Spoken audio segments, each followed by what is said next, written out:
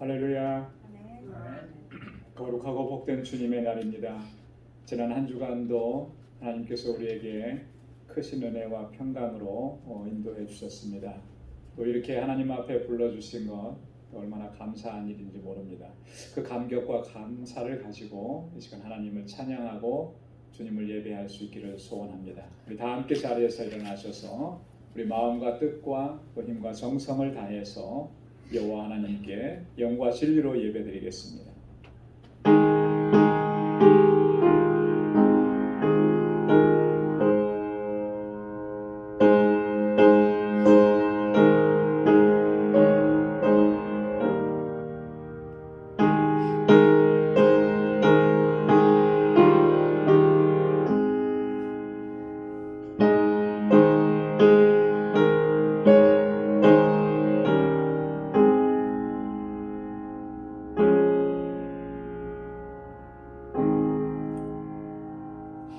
여호와의 영광이 영원히 계속할지며 여호와는 자기 행사로 인하여 즐거워하실지로다. 저가 땅을 보신즉 땅이 진동하며 산들에 접촉하신즉 연기가 바라도다. 나의 평생에 여호와께 노래하며 나의 생존 동안에 내 하나님을 찬양하리로다. 내 영혼아 여호와를 송축하라. 할렐루야. 아멘. 은혜가 풍성하시고 자비하신 여호와 하나님 아버지, 지극한 사랑으로 지난 한 주간 동안도 저희들을 지켜주시고 한량없는 은혜를 베풀어 주시며 주님의 그 권능의 팔로 우리를 붙잡아 주셔서 믿음으로 승리하는 삶을 살게 하신 아버지 감사합니다. 우리의 연약함과 우리의 허물과 죄악에도 불구하고 우리를 긍휼히 여겨주시고 불쌍히 여겨주시고 날마다 주님의 품 안에 거하게 하심을 감사합니다. 이 시간도 하나님께서 베풀어 주신 그 은혜를 기억하며 아버지 하나님 주님만의 존전 앞으로 나왔습니다. 우리의 허물과 죄악을 고백하오니 주님 주의 보혈로 깨끗하게 씻어주시고 정결하게 하여 주옵소서. 다시 거룩하게 하셔서 하나님 예배하기에 부족함 없도록 도와주시고 온 마음을 다하여 주님을 예배하는 저희의 예배를 기뻐 흠양하여 주옵소서. 오늘도 우리 가운데 임재하셔서 이 예배를 받으시며 하나님의 크신 영광으로 우리를 덮어 주옵소서. 예수님의 이름으로 기원하옵나이다. 아멘. 전능하사 천지를 만드신 하나님 아버지를 내가 믿사오며 그 외아들 우리 주 예수 그리스도를 믿사오니 이는 성령으로 잉태하사 동정녀 마리아에게 낳으시고 본디오 빌라도에게 고난을 받으사 십자가에 못 박혀 죽으시고 장사한 지 사흘 만에 죽은 자 가운데서 다시 살아나시며 하늘에 오르사 전능하신 하나님 우편에 앉아 계시다가 저리로서 산 자와 죽은 자를 심판하러 오시리라. 성령을 믿사오며 거룩한 공예와 성도가 서로 교통하는 것과 죄를 사하여 주시는 것과 몸이 다시 사는 것과 영원히 사는 것을 믿사옵나이다. 아멘. 자리에 앉으시기 바랍니다. 찬송 44장 새 찬송가 19장 함께 찬양 드리겠습니다.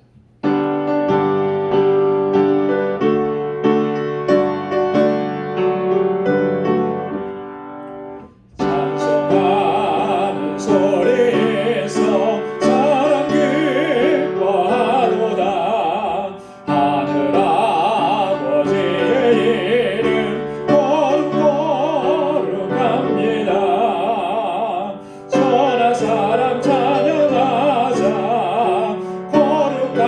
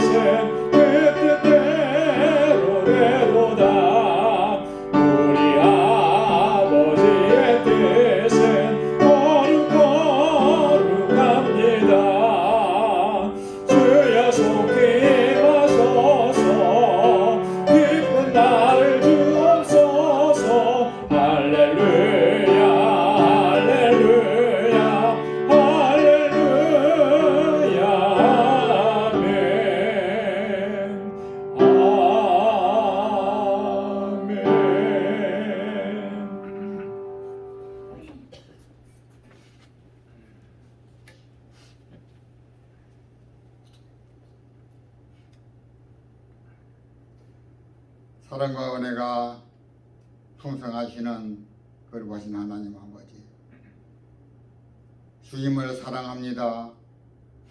찬양 경배를 드립니다. 이 세상에 내려오셔서 줄이고 목마르셨고 울며 슬퍼하면서도 자신의 몸을 십자가에 던져 우리를 구원하여 주시는 주님, 그 지극한 사랑과 은혜에 감사를 드립니다. 세상에 지혜 있다고 하는 자들도 깨닫지 못한 십자가의 사랑과 은혜를 우리로 하여금 깨닫게 하여 주시고 영원한 참된 소망을 바라보며 주의 은혜 안에 살게 하시니 감사와 찬송과 영광을 드립니다. 오늘도 복된 성의를 허락하시고 저희들을 주의 전으로 불러주셔서 찬양 경배로 예배 드리게 하시니 얼마나 감사한지요. 우리의 예배 흠양하시고 영광 받아 주시옵소서. 은혜가 풍성하신 하나님, 10월의 가을에 추수할 수 있는 아름다운 풍요로운 계절을 주심을 감사를 드립니다. 이 추수의 계절에 저희의 삶도 함께 추수할 수 있게 하여 주시고 그 은혜에 감사하여 찬양할 수 있는 저희들로 삼아 주시고 그리하여 더욱 풍성한 열매와 삶이 이루어지게 하시고 하나님의 은혜와 축복이 한없이 감격해 하시어 더욱 주님의 뒤를 쫓아 믿음의 길에 정진할 수 있는 저희들 되게 하여 주시옵소서. 위로와 소망 되시는 하나님, 택함 받은 자들로서 그 어떤 시련이 다가온다 할지라도 언제나 주님의 크신 사랑과 능력을 신뢰하며 살아갈 수 있도록 인도하여 주시고 주님과 함께 하시는 그 능력의 손을 붙드는 삶이 되게 하여 주시옵소서. 코비드-19으로 인해서 급격한 경기 침체로 현실이 너무 어렵습니다. 대한민국 조국과 온 나라에 대한 그 힘도 떠나지 아니하고 가정과 직장 또한 비즈니스에 대한 그 힘도 떠나지 아니하고 있습니다. 미래에 대한 계획 역시 불안하며 초조해지기까지 할 때가 있습니다. 하나님, 저희들에게 더욱 크신 믿음 주시기를 원합니다.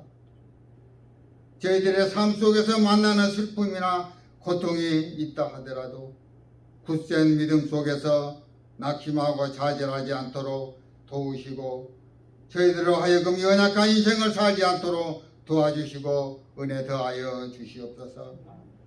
하나님, 우리 방주교회를 사랑하시고 은혜 안에 있게 하심을 감사를 드립니다.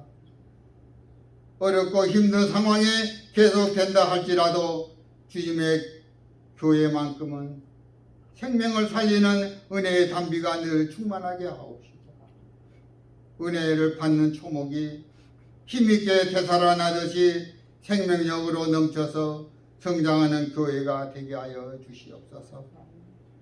소망이 끊겨 시들어가는 이 시대에 소망을 심어줄 수 있는 교회가 되게 하여 주시고 빛을 잃어버린 이 시대에 빛을 밝게 비추는 영혼 구원의 방주가 되도록 인도하여 주시옵소서. 하나님, 주일학교와 중고등부 또한 이해미의 주님의 크신 은혜 더하여 주시고 주님의 말씀 속에 믿음 안에서 건강하게 성장 잘하도록 도와주시고 보살펴 주셔서 귀하게 쓰임받은 자들로 인쳐 주시옵소서. 또한 수고하시는 전도사님, 교사들에게도 신령함과 강건함을 주시고 크신 은혜와 권능으로 함께하여 주시옵소서. 하나님, 오늘도 말씀을 주시는 저희 목사님 주님의 능력에 오른팔로 붙들어 주시고 영육간에 강건케 하시옵고 늘 은혜의 장중에 붙들어 주시옵소서. 오늘도 말씀 위에 성령 충만한 은혜를 더하여 주셔서 말씀을 받는 저희들 은혜 충만하여 교인의 삶으로 살아가기에 부족함 없는 저희들 되게 하여 주옵소서. 하나님, 또한 오후에 있을 결혼의 시기에 주님이 함께하여 주시고 은혜로운 회식이 진행될 수 있도록 도와주시고 축복하여 주시옵소서. 또한 다음 주에 있을 결혼식 위에도 주님의 도우심과 은총이 가득하기를 기도합니다. 주의 축복과 은혜가 있게 하여 주시옵소서. 하나님, 예배를 돕는 손길이에 주님이 축복하여 주시고 은혜로 더하여 주시옵소서. 또한 매주마다 주님의 제단을 또 섬기며 주님의 제단을 아름답게 가꾸는 또 심령 하나님 축복하여 주시고 은혜 충만케 하여 주셔서 아름다운 삶을 이루어질 수 있도록 주님께서 늘 강건하게 붙들어 주시옵소서. 하나님, 교회에 또 구석도 알지 못하게 또 도우시는 또 손길 하나님께서 다 아시오니 하나님께서 크신 은혜 더하여 주시옵소서. 하나님, 구하지 못한 것 주님 아시오니 채워주시고 은혜 더하여 주시옵소서. 예배의 시종 주께 의탁하옵고 이 모든 말씀 예수 그리스도 이름으로 기도드리옵나이다. 아멘.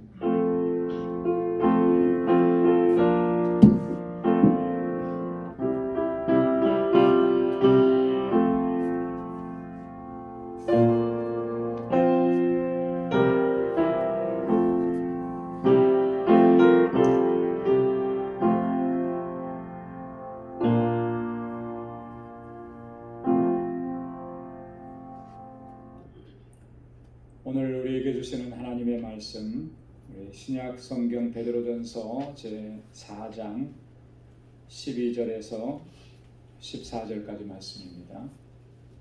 신약 성경 382페이지에 있습니다. 베드로전서 4장 12절에서 14절까지 말씀 제가 봉독하겠습니다. 사랑하는 자들아, 너희를 시련하려고 오는 불시험을 이상한 일 당하는 것 같이 이상히 여기지 말고 오직 너희가 그리스도의 고난에 참여하는 것으로 즐거워하라. 이는 그의 영광을 나타내실 때에 너희로 즐거워하고 기뻐하게 하려 함이라. 너희가 그리스도의 이름으로 욕을 받으면 복 있는 자로다. 영광의 영 곧 하나님의 영이 너희 위에 계심이라. 아멘. 할렐루야. 모세의 기도라는 제목으로 붙여져 있는 시편 90편을 보면 모세가 인생에 대해서 이렇게 간략하게 정리해 놓은 것을 볼 수가 있습니다. 우리 인생의 연수의 자랑은 수고와 슬픔뿐이다. 그리고 신속히 날이 지나간다. 우리가 수많은 날들을 살지만 그것을 자랑할 수 있는 것이라고 하는 것은 수고와 슬픔뿐이라는 거예요. 그리고 이 인생이 삶이 얼마나 빠르게 지나가는지 신속하게 지나간다. 이렇게 기록을 하고 있습니다. 여러분이 모세가 기록하고 있는 이 내용 동의하실 수 있습니까? 표시를 이렇게 해주시고 동의할 수 있죠, 그죠?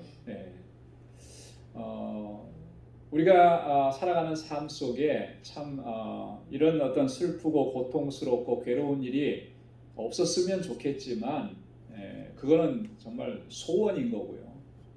돌아보면은 그런 일들로 가득히 채워져 있다라고 하는 거 우리가 그렇게 고백할 수밖에 없어요. 그리고 시간도 그렇게 빨리 흘러간다라고 하는 거죠. 모세가 이렇게 인생에 대해서 이야기한 것과 비슷하게 이야기한 사람이 또 한 사람이 있습니다. 그 사람이 누구냐면 바로 야곱이라고 하는 사람. 야곱은 창세기 47장 9절에서 이렇게 고백을 합니다.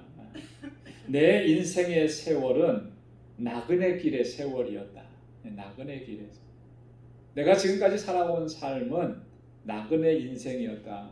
나그네 인생이라고 하는 말이 의미하는 게 뭐겠습니까? 그 안에 들어가 있는 게 그만큼 힘들고 고난이었고 평안함이 없었다. 그런 얘기잖아요.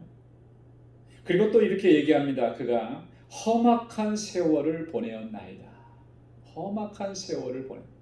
실제로 우리가 야곱의 삶을 창세기에서 살펴보면 정말 그의 삶에는 어떻게 보면 단 하루도 평안한 날이 없었을 그런 날처럼 그렇게 험악한 세월을 보내. 여러분, 이 모세가 한 말이나 야곱이 한 말이 아니더라도 어느 정도는 우리 누구나 다 우리 인생이 그렇게 녹록지 않다라는 사실을 우리가 고백할 수밖에 없을 겁니다. 그래서 어떤 사람은 삶은 인생은 고난의 연속이다 이렇게 이야기를 하고 있는 것이죠. 우리가 살아가면 살아갈수록 더 힘들어지고 더 어려워지는 게 우리의 삶인 것 같습니다. 편안해지고 마음 편하게 지낼 날이 많아져야 되는데 그런 것 같지가 않아요. 스트레스도 날로 날로 증가하고 있습니다. 삶 자체가 스트레스인 것 같아요. 스트레스가 없이 지나가는 날이 하루도 없을 정도로. 그래서 어떤 사람들은 고통을 호소하죠. 어디 딱히 몸이 불편한 데가 없는데도 아픔이 있는 거예요. 그래서 의사를 찾아가면은 신경성이다 이렇게 얘기를 하죠. 신경성이라고 하는 말은 스트레스라고 하는 거 아니겠어요? 스트레스. 스트레스를 줄여야 됩니다. 어떻게 줄여야 되느냐? 방법이 찾지를 못하게 했는 거예요. 평범하고 일상적인 삶 속에서도 우리가 받는 스트레스 너무나 크고 그거 참 감당하기도 힘든데요. 그런 생활 속에 어떤 특별한 심각한 상황이 주어진다, 심각한 일이 벌어진다라고 하면 그거는 정말로 감당하기가 힘든 그런 일들이 되고 마는 것 같아요. 요즘과 같은 상황이 안 그래도 정말 이민자로서의 우리의 삶이 너무나 빡빡하고 힘든데 숨 쉴 틈이 없는데 엎친 데 덮친 격으로 이런 상황까지 접하게 되니까 너무나 견디기가 힘든다. 자, 일반적인 삶 속에서도 그런데요. 만약에 우리가 이런 고난과 시련들이 예수 믿는 것 때문에 다가온다.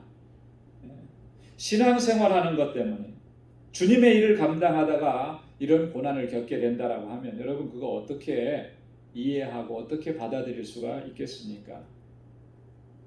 믿음으로 살려고 노력하다가 어려운 일을 겪는 거예요. 불이익을 당하는 것입니다. 큰 어려움에 처하게 되는 것입니다. 그걸 다 우리가 어떻게 받아들일 수가 있겠느냐? 우리가 이 세상을 그리스도인으로 산다라고 하는 것은요. 다른 측면에서 생각해 보면 이 고난과 시련과 환난이 많다라고 하는 것을 의미하기도 하는 거예요. 왜 그렇겠습니까? 그리스도인으로 사는 그 삶의 방식은 세상 사람들이 사는 방식과는 다른 방식을 요구하기 때문에 여러분 세상에서 성공하고 출세하고 잘 살고 떵떵거리면서 살아가는 그 사람들이 뭐 성공에 대한 비법 뭐 이렇게 하면서 이렇게 얘기해 놓은 것들을 쭉 봅니다. 자, 그들이 얘기하는 것과 성경이 말씀하는 것과 일치가 되느냐라고 하는 거예요. 일치가 안 되는 게 훨씬 더 많은 거예요. 자, 그렇다 보니까 우리가 그리스도인으로서 세상을 살다 보니까 이런 어려움과 고난과 환난을 겪게 돼요. 그래서 우리가 힘들고 고통스러워. 그래서 어떻게 보면은 세상 사람들보다 더 힘들고 더 고통스럽고 또 더 억울하고 더 괴로운 일들이 많은 것이 어떤 분명한 사실이라고 하는 거죠. 이러한 고난과 시련들을 우리가 어떻게 받아들이느냐가 승리하는 삶을 살 수 있느냐, 그렇지 못하느냐를 결정하게 된다라고 하는 거죠. 그래서 오늘 본문의 말씀 베드로 본문의 말씀을 보면 베드로 사도가 우리에게 아주 중요한 교훈을 주고 있는 것입니다.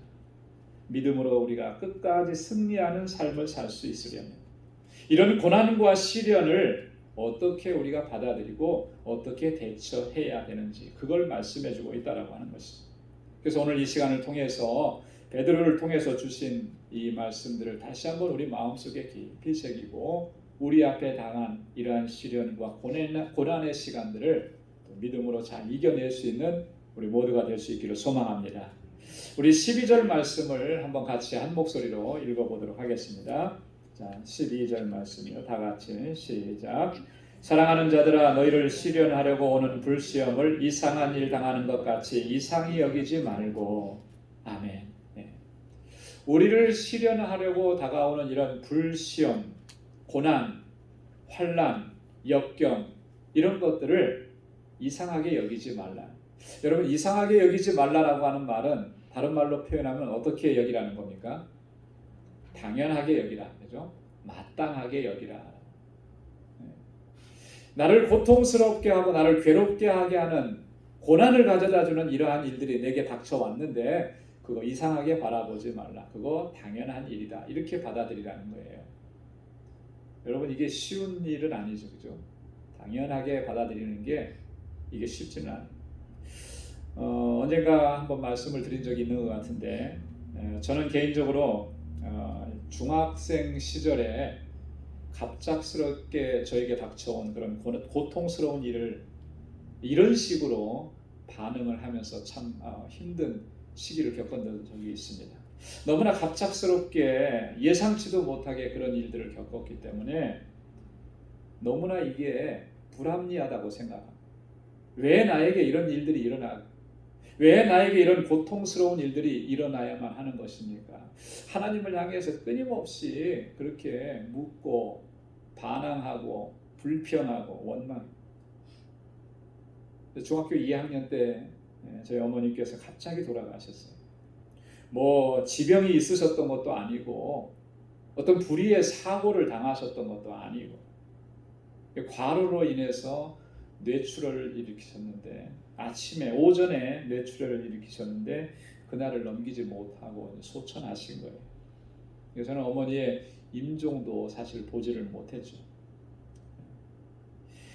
이 일은 저에게 굉장히 큰 충격이고 고통이고 아픔이었습니다. 그래서 그 시기가 또 사춘기하고 겹쳐가지고 몇 년 동안, 그 이후로 몇 년 동안은 이 일이 제 삶을 완전히 지배해버리고 너무나 고통스럽고 힘들게. 그래서 지금도 기억해보면 그래요. 그때 내가 어떻게 지냈었던가 지금 기억나는 건 거예요. 끊임없이 그냥 그렇게 중얼거렸던 것 같아요. 혼자 있는 거 좋아하고 왜 하필 나에게 이런 일이, 왜 하필 나에게, 왜 하나님 어머니를 그렇게 빨리 데려가셨습니까? 계속 그렇게 질문을 하는 거예요. 나이가 들어가면서 이제 조금씩 이해가 됐습니다. 뭐가 이해가 됐냐면 하나님께서 그렇게 어머니를 빨리 데려가신 것이 이해가 된 게 아니고 이와 같이 힘들고 고통스러운 일을 겪는 사람이 나만은 아니다라고 하는 걸 이해하게 된 거죠.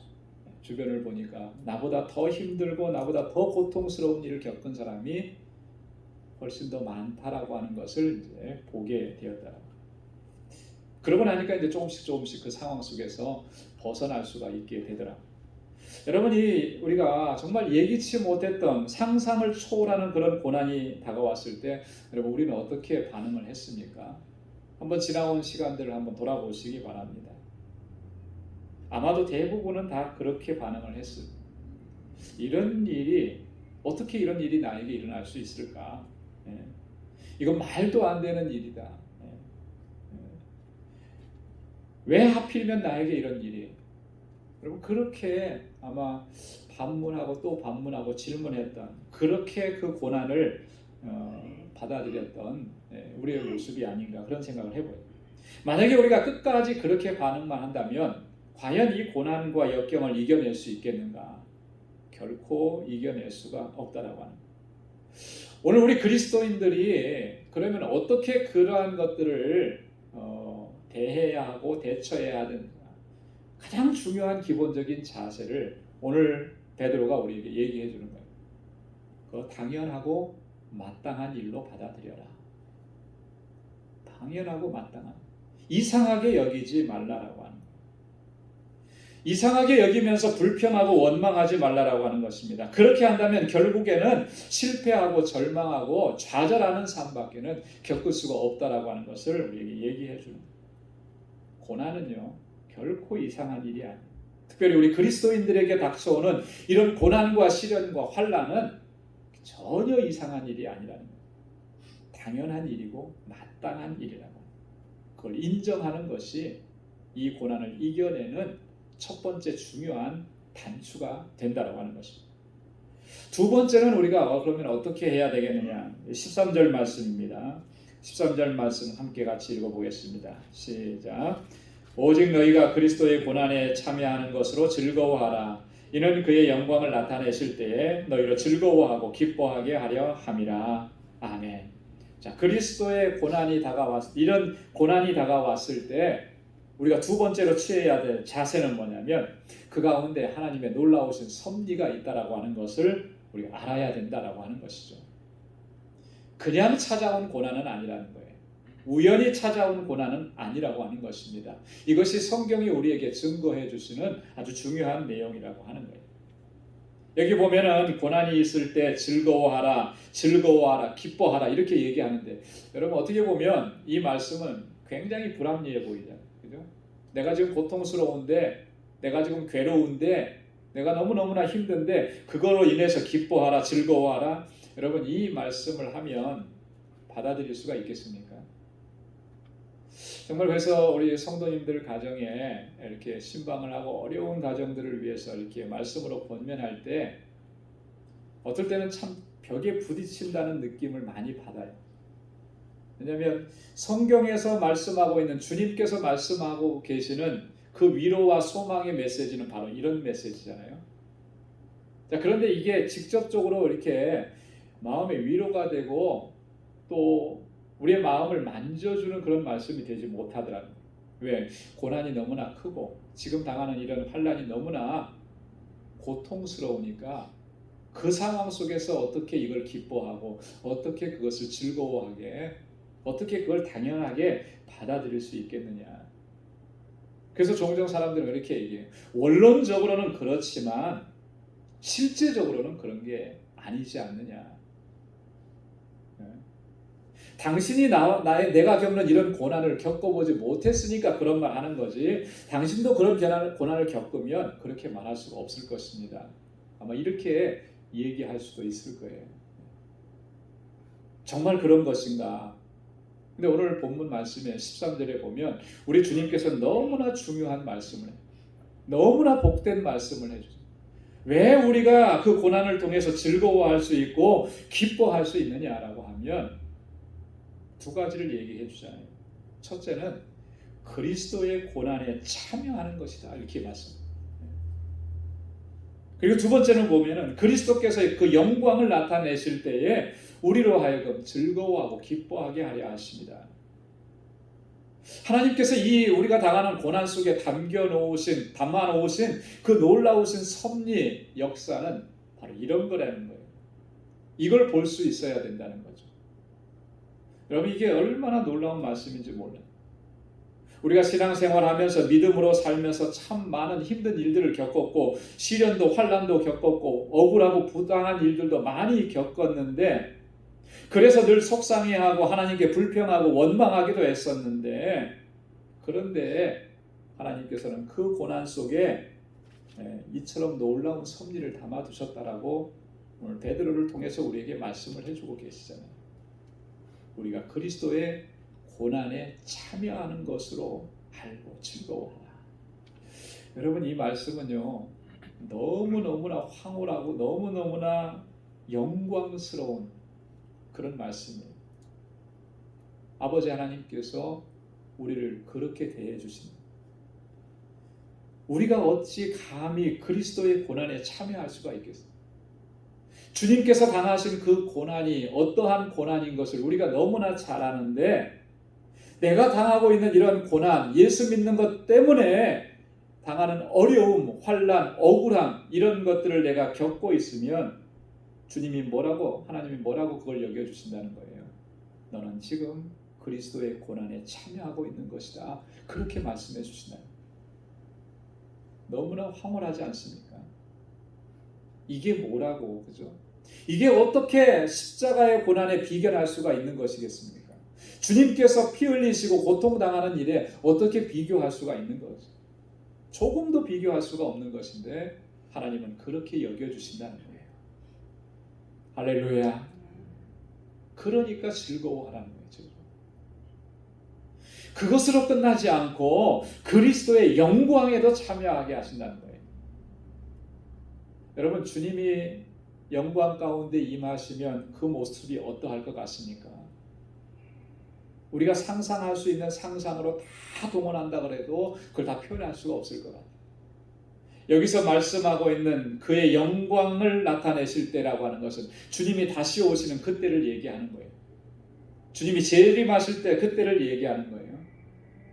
그 영광스러움이라고 하는 것은 우리가 어떻게 상상할 수도 없잖아요. 그날에 우리로 하여금 기뻐하고 즐거워하게 하는, 주님께서 다시 재림하시는 그날이 두렵고 떨리는 날이 아니라 그날이 기쁘고 즐겁고 감사한 날이 되게 하신다. 지금 내가 당하는 이 고난과 역경과 시련을 통해서 하나님께서는 그와 같은 것들을 우리에게 약속을 해주신다라고 합니다. 그러니 우리가 즐거워하고 기뻐할 수가 있다. 사도 바울은 로마서 8장 17절 18절에서 우리에게 분명하게 선언합니다. 뭐냐면 우리가 그와 함께 영광을 받기 위하여 고난도 함께 받아야 될 것입니다. 주님과 함께 영광을 받을 수 있으려면 고난도 함께 통과해야 한다. 그래서 그 영광을 누리게 하시기 위해서 하나님께서는 우리로 하여금 잠시 그 고난을 통과하게 하시는 것이랍니다. 또 한 가지 중요한 얘기를 하는데 현재의 고난은 장차 우리에게 나타날 영광과 좋게 비교할 수도 없다. 여러분 이 사실 인정하십니까?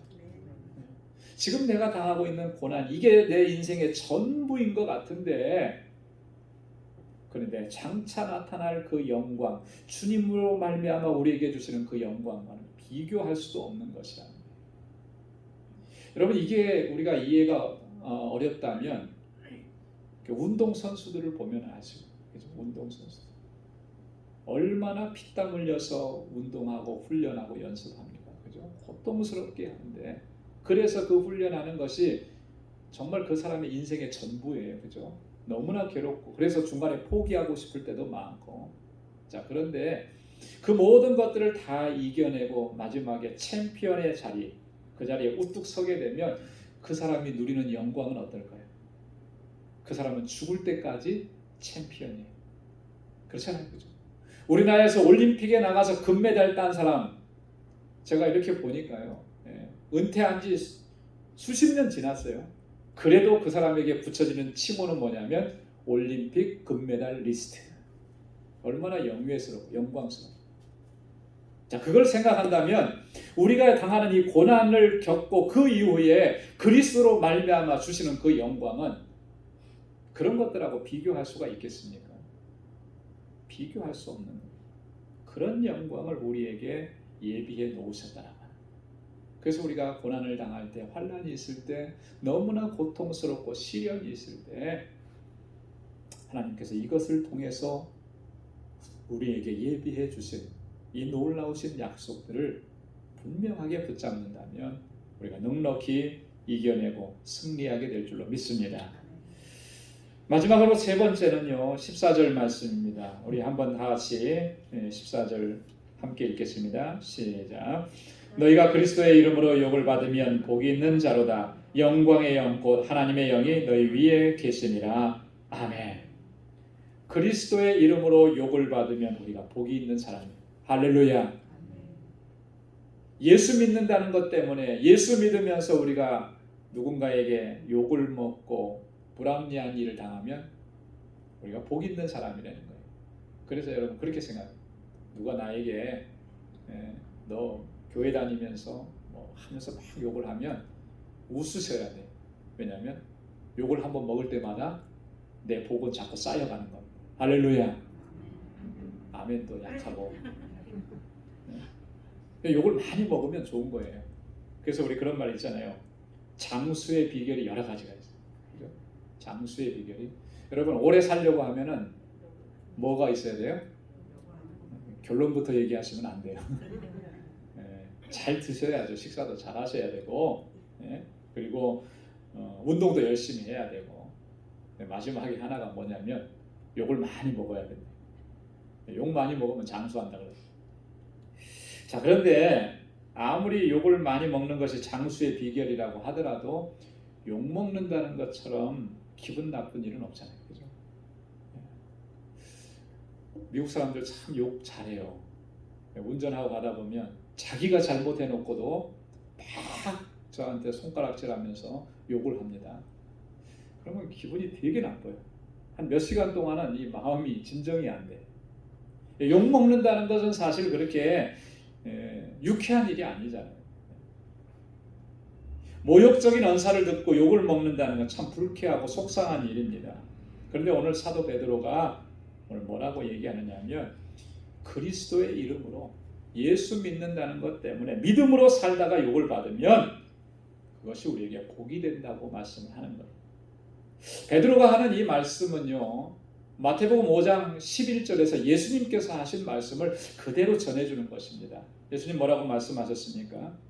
나를 인하여 너희를 욕하고 핍박하고 거짓으로 너희를 거스려 모든 악한 말을 할 때에는 너희에게 복이 있나니 기뻐하고 즐거워하라. 하늘에서 너희 상이 큼이라. 할렐루야. 누군가가 나에게 그렇게 욕하고 비방하고 악한 말을 한다면 그 얘기를 듣는 것만큼이나 하늘에서는 우리의 상이 쌓여간다라고 하는 것을 얘기하는 거예요. 참 올해 들어서 연초부터 지금까지 사실 굉장히 저희 같이 목회하는 동료 중에 너무나 힘들고 어려운 일들을 겪는 분들이 주변에 좀 많이 있습니다. 그래서 너무 마음이 아프고 속상해요. 너무나 억울한 일, 너무나 정말 모욕적인 일, 너무나 고통스러운 일을 겪고 있는 모습을 보면서 참 너무 마음이 아파요. 요 며칠은 정말 저도 너무나 힘들고 또 가슴이 아프고 주님의 일을 하는데 어떻게 이런 일들이 올 수 있을까? 왜 이런 억울한 일들을 겪어야 되고 이런 욕을 먹어야 될까? 감당할 수 없는 그런 일들을 겪는 그런 모습을 보면서 과연 내가 그런 일을 겪는다면 나는 어떻게 이것을 이겨낼 수가 있을까? 이런 생각까지 너무나 많이 드는 거예요. 너무나 힘들어요. 그런데 오늘 이 말씀을 묵상하다가 마태복음 5장 11절 이 말씀에 하나님께서 주시는 위로를 너무나 크게 받아요. 그래서 말씀을 묵상하다가 이 본문 말씀을 메시지로 전해줬어요. 나를 인해서 너희를 욕하고 핍박하고 거짓으로 너희를 거스려 모든 악한 말을 할 때에는 너희에게 복이 있나니. 우리에게 어떤 면에서 보면 복을 주시려고 은혜를 주시려고 하늘의 상급을 쌓아 주시려고 하나님께서 이런 일들도 허락해 주시는 거야. 그러니 이것을 어떻게 우리가 받아들여야 되나? 기뻐하고 즐거워하라. 예수님께서는 그 지금 이 말씀 속에 이런 의미를 담아 주신 거예요. 우리가 주님의 일을 하다가 믿음으로 살다가 욕을 먹고 핍박당하고 억울한 일 당하고 손해보는 그런 일들을 겪는 이 모든 것 다 주님께서 지금 보고 계신다라고 하는, 기억하고 계신다라고 하는 뿐만 아니라 하늘의 상급으로 지금 풍성하게 쌓아놓고 계신다라고 하는 것을 약속하는 거죠. 뿐만 아니라 한 걸음 더 나아가서 오늘 사도 베드로를 통해서 우리에게 주시는 말씀이 뭐예요? 우리가 이 세상을 사는 동안에 항상 하나님의 영이 우리와 함께 하실 것이라고 약속을 해주시잖아요. 할렐루야. 하나님의 영이 우리와 함께 하실 것이다라고 약속. 여러분, 이보다 더 큰 은혜가 어디 있고 이보다 더 큰 축복이 어디 있겠어요? 하나님의 영이 우리와 함께 하십니다. 여러분, 우리가 이 사실을 분명하게 믿는다면 이 어려움과 고난과 환난들을 넉넉히 이겨내고 승리의 삶을 살아갈 수가 있게 될 줄로 믿습니다. 오늘 이 사도 베드로를 통해서 우리에게 주신 이 세 가지 말씀들을 꼭 기억할 수 있기를 바랍니다. 고난과 시련은 이상한 거 아니에요. 마땅한 것입니다. 당연한 일이라고 합니다. 그렇기 때문에 우리는 오히려 기뻐하고 즐거워해야 된다. 왜냐하면 이 속에 담아두신 하나님의 섭리는 우리가 그리스도의 고난에 참여하고 또한 그의 영광에도 참여하는 것으로 주님께서 그렇게 은혜를 주시기 때문에 또 복이 있다 그랬습니다. 복이 있다. 하늘에서는 우리의 상이 클 것이고 이 땅에서 살아가는 동안에는 하나님의 그 영광의 영이 우리와 늘 항상 함께 할 것이라고 하는 사실, 우리가 이 사실을 분명하게 기억하고 우리 앞에 당한 그런 고난과 환난과 시련들을 넉넉하게 이겨내고 승리하는 삶을 살아가는 우리 모두가 될 수 있기를 주님의 이름으로 축원합니다. 기도하겠습니다. 하나님 아버지 감사합니다. 오늘도 주님 사도 베드로를 통해서 우리에게 위로하시고 또 소망을 주시는 귀한 말씀을 허락해 주셔서 감사합니다. 우리는 인생을 살아가면서 참으로 더 많은 고통과 아픔과 괴로움들을 겪고 또한 주님의 일을 하면서 억울하게 고난을 당하는 일들이 참 많았었는데 그로 인해서 우리가 불평하고 또 원망하기도 하고 하나님 어떻게 나에게 이런 일을 이렇게 하나님 앞에 푸념을 털어놓기도 했었는데 아버지 하나님 이런 고난이 이런 환난들이 하나님의 놀라우신 은혜요 축복이라고 하는 사실을 다시 한번 깨닫게 해주셔서 감사합니다. 오늘 주신 약속의 말씀을 붙잡고 저희들 믿음으로 살아가고 끝까지 승리할 수 있도록 하나님 우리를 붙들어 주시고 인도하여 주옵소서. 감사하며 예수님의 이름으로 기도드리옵나이다. 아멘. 찬송 473장 새 찬송가 411장 부르시면서 준비하신 예물 하나님께 드리겠습니다.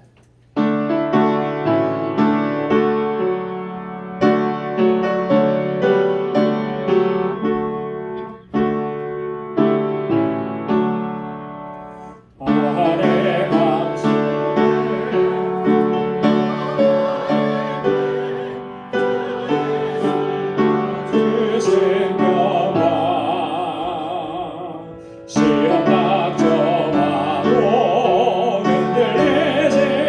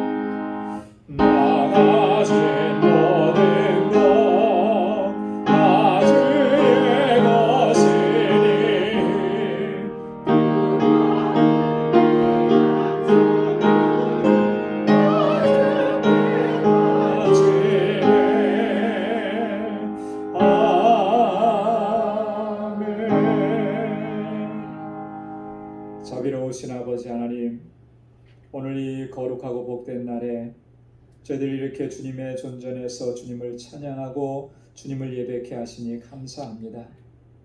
주님께서 우리에게 베풀어 주신 그 사랑과 능력의 손길, 또 하나님의 그 섭리하시고 역사하신 일들이 얼마나 오묘하고 놀라운지 이 시간 다시 한번 되돌아보고 기억하며 그 은혜의 감격 속에서 주님을 예배하게 하심을 감사합니다.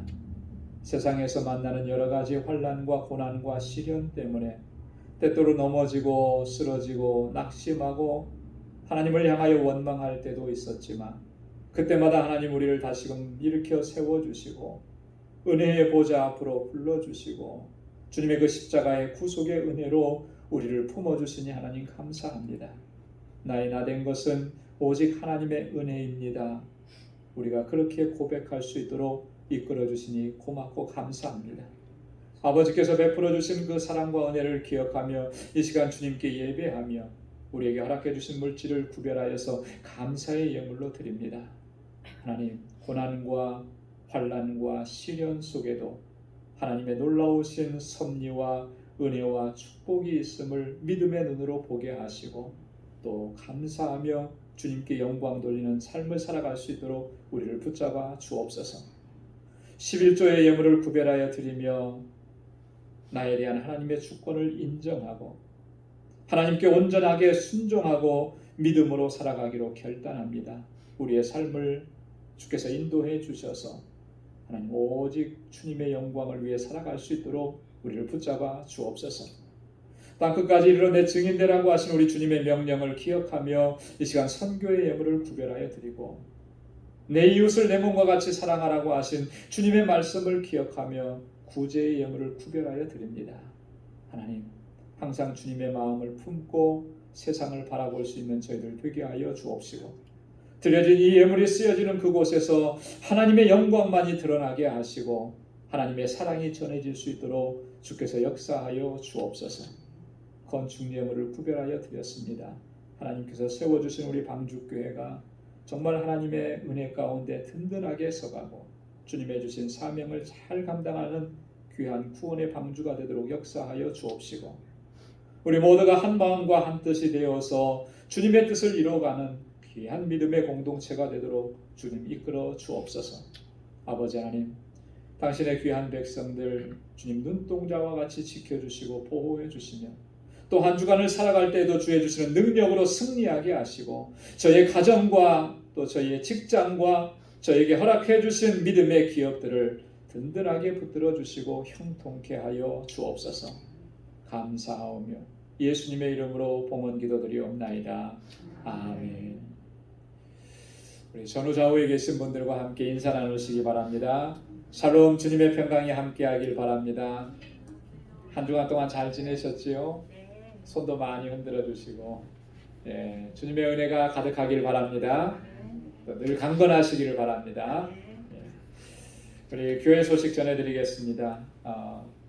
하루하루의 삶이 특별한 변화가 없고 또 더 나아지는 거 없어 보입니다. 그래서 답답할 때도 있지만 그럼에도 불구하고 우리는 세상을 바라보지 말고 오직 주님만을 바라보고 주의 약속을 바라보실 수 있기를 소망합니다. 그리고 믿음을 잘 지켜나가야 돼요. 늘 그러려면 하나님의 말씀을 늘 묵상하고 항상 우리 영이 깨어있도록 주님과 교통하는 삶을 살아가야 됩니다. 그래서 하나님 경외하는 삶을 잘 견지하실 수 있기를 바랍니다. 우리 지난주에도 말씀을 드렸는데 우리 임무영 집사님, 우리 이순재 집사님의 차남 임구민군 결혼식이 금주 토요일에 있습니다. 장소가 좀 변경된 것 같아요. 그래서 메트로폴리탄 한인 연합감리교회 거기서 열린다고 합니다. 여러분 위에서 기도해 주시고 또 축하해 주시면 좋겠습니다. 우리 송영곤 권사님께서 지난 금요일에 어깨 인대 수술을 받으셨습니다. 지금 잘 회복하고 계시는 그런 중에 있는데 처음에 저에게 말씀을 주셨을 때보다 조금 더 좀 시리어스했던 것 같아요. 어깨 인대가 한 7군데가 손상을 입어서 좀 수술하는 시간도 좀 길어졌다 그러는데 잘 깨어나셨고 잘 회복하시고 또 어제 이제 체크업을 다녀오셨는데 수술이 잘 됐다고 그러시더래요. 어깨 이렇게 뭐라 그러나요? 보조 이렇게 지탱하는 거 그거 이렇게 하시고 사진을 찍어 보내셨는데 마음이 너무 짠하고 안 좋은 거예요. 잘 회복되시도록 이 회복하는 기간이 또 생각보다 길더라고요. 그러니까 잘 회복하시도록 여러분 기도 많이 해주시면 고맙겠습니다. 우리 정득수 선교사님 지난 월요일에 멕시코에 잘 도착하셨다고 연락이 오셨습니다. 여러분 위해서 기도해 주시길 바라고, IT에 우리 박창환 넬슨 선교사님 IT 상황이 많이 힘들지만 그럼에도 그 신학교 사역과 어린이 사역은 지금 꾸준하게 계속 감당하고 계시다 그래요. 위해서 또 기도 많이 해주시길 바랍니다. 또 미국과 한국의 위정자들, 또 정치적인 상황들, 또 이 안에서 우리 그리스도인들이 주님의 몸된 교회와 또 지도자들이 어떻게 주님의 뜻을 펼쳐나가야 되는지 하나님 지혜 구하고 바로 서서 또 잘 인도해 갈 수 있게 해달라고 끊임없이 여러분 기도해 주시면 고맙겠습니다. 우리 다 함께 자리에서 일어나셔서 마지막 427장 1절 부르시겠습니다.